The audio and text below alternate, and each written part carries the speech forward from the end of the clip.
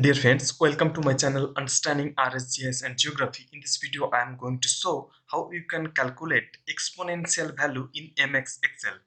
Think that sometimes we feel such kind of equations exponential of this. Think that this value is 1. So exponential 0.237.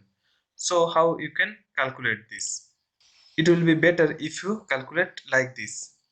0.237 and here equal to exp means exponential bracket this value and enter.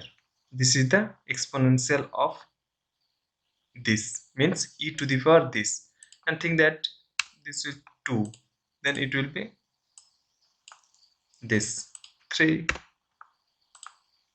then it will be this. In this way you can calculate the exponential value in MS Excel.